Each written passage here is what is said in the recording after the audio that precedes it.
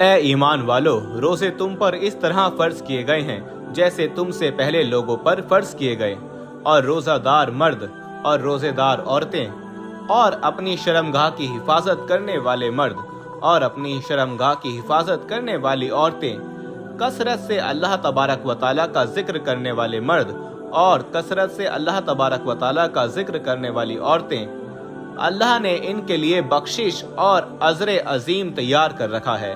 اللہ تبارک و تعالیٰ فرماتا ہے کہ روزہ میرے لیے ہے اور میں ہی اس کا اجر دوں گا۔ حضور اکرم صلی اللہ تعالیٰ علیہ وسلم نے فرمایا، جس کی زندگی میں رمضان کا مہینہ آیا، اس کی بخشش نہ ہوئی تو وہ بدقسمت ہے۔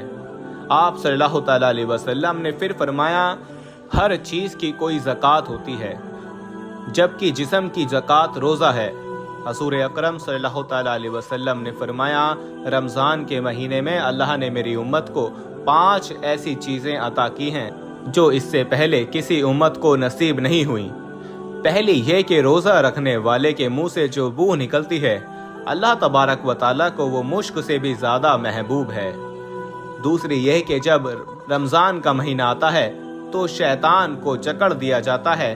تیسری یہ کہ روزے دار جب تک روزے میں رہتا ہے، فرشتے اس کے لیے مغفرت کی دعائیں کرتے ہیں۔ چوتھی بات یہ کہ جب ماہ رمضان کی آخری رات آتی ہے تو اس کے سارے گناہوں کو بخش دیا جاتا ہے، اسے جہنم سے آزادی کا پروانہ مل جاتا ہے۔ پانچویں فضیلت جو مسلمان کو عطا کی گئی کہ جب روزے دار اس دنیا سے رخصت ہوتا ہے تو اس کے لیے جنت کو تیار کیا جاتا ہے۔ اللہ تبارک و تعالیٰ نے روزے دار کے لیے جنت کا ایک مخصوص دروازہ بنایا ہے جسے ریان کہا جاتا ہے۔ پھر کہا کہ میں روزے دار کو اس کی مزدوری کا اجر خود عطا کروں گا۔ دوستو، اللہ کے نزدیک یہ دنیا رائے کے دانے کے برابر بھی حیثیت نہیں رکھتی۔ رائے کا دانہ چاول کے دانے کے 10ویں حصے کے برابر ہوتا ہے۔ جب اللہ تعالیٰ خوش ہو کر خود اجر عطا کریں گے تو پھر اللہ تبارک و تعالیٰ کے عطا کرنے کی کوئی حد ہی نہیں۔ سبحان اللہ۔ لیکن جو لوگ ماہ رمضان کے مہینے کے روزے نہیں رکھتے تو ان کے لیے اللہ تعالیٰ نے کون سا عذاب تیار کر رکھا ہے، جہنم میں ان کے ساتھ کیا کیا جائے گا، ایک روزہ چھوڑنے پر کتنے 100 سال جہنم میں جلایا جائے گا۔ اس کے علاوہ اس ویڈیو میں یہ بھی بتایا جائے گا کہ وہ کون سے 10 کام ہیں جن کی وجہ سے روزہ ٹوٹ جاتا ہے۔ سب سے پہلے رمضان کا ایک چھوٹا سا واقعہ بیان کرتے ہیں جسے سن کر آپ کی ایمان میں مزید اضافہ ہوگا۔ جب یتیم بچوں نے فاقے سے روزے رکھے تو ان کے ساتھ کیا ہوا؟ بیوی نے عمران کو کہا کہ افطاری کی تمام تیاریاں مکمل ہو چکی ہیں، بس ابھی فروٹ کاٹنا باقی ہے، افطاری میں چند منٹ باقی ہیں، آپ کچن میں آ کر میری تھوڑی سی مدد کر دو۔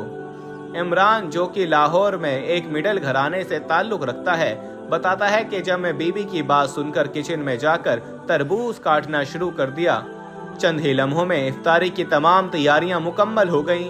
میرے ساتھ کام کرنے والے تمام دوست اور رشتہ دار افطاری کے لیے گھر آ چکے تھے۔ افطاری کے وقت تمام لوگوں نے خوشی خوشی افطاری کی، پھر نماز کے بعد کھانا کھانے لگے۔ کھانا کھانے کے بعد تمام لوگ اپنے اپنے گھروں کو چلے گئے۔ میں برتن رکھنے کے لیے بیوی کے ساتھ کچن میں موجود تھا۔ پاس ہی دیوار پر ایک بچی کی آواز آئی جو اپنی ماں سے کہہ رہی تھی، ماں، ابھی عشاء کی اذان کا وقت ہو چکا ہے مگر ہم نے ابھی تک افطاری نہیں کی۔ ہم لوگوں نے صبح سحری بھی پانی کے ساتھ کی۔ ماں، میری تو حالت خراب ہو رہی ہے۔ عمران کہتا ہے، یہ سنتے ہی میری آنکھوں کے سامنے اندھیرا چھا گیا۔ یہ آواز ہمارے پڑوس کی 10 سال کی بچی کی تھی۔ میں گھر کے حالات معلوم کرنے کے لیے دیوار کے ساتھ کان لگا کر ان کی باتیں سننے لگا۔ یہ 10 سال کی بچی بار بار ماں سے کھانے کا تقاضا کر رہی تھی۔ اس کے بعد میں گھر کی چھت پر چلا گیا۔ میں نے اوپر سے دیکھا، ماں بیماری کی حالت میں چارپائی پر لیٹی بچوں کو حسرت بھری نگاہوں سے دیکھ رہی تھی۔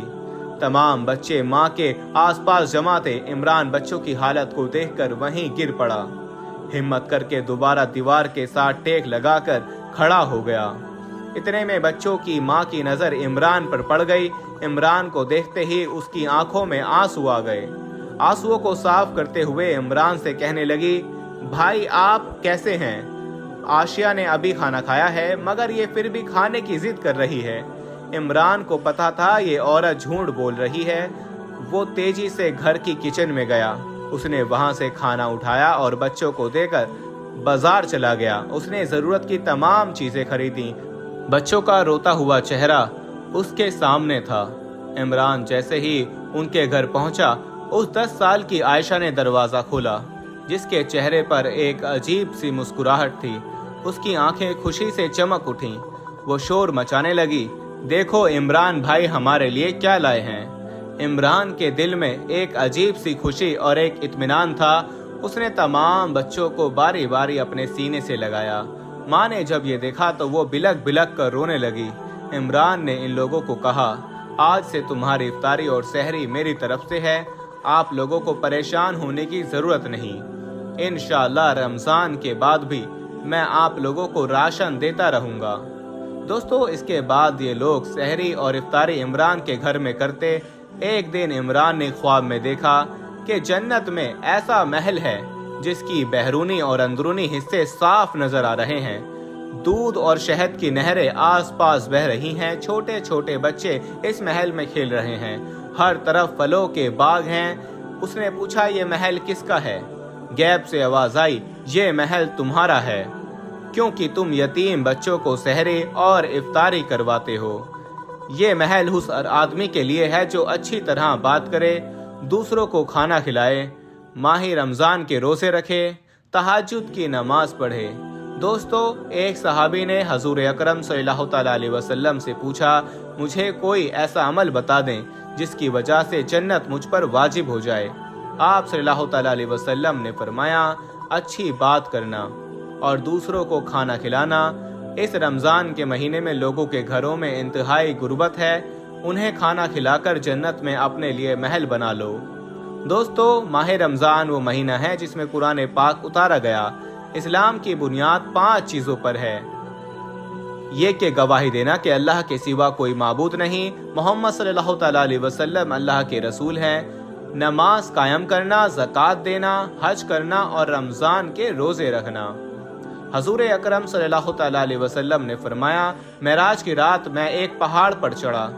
جب اوپر پہنچا تو شدید قسم کی آوازیں آ رہی تھیں۔ میں نے کہا کہ یہ آوازیں کیسی ہیں؟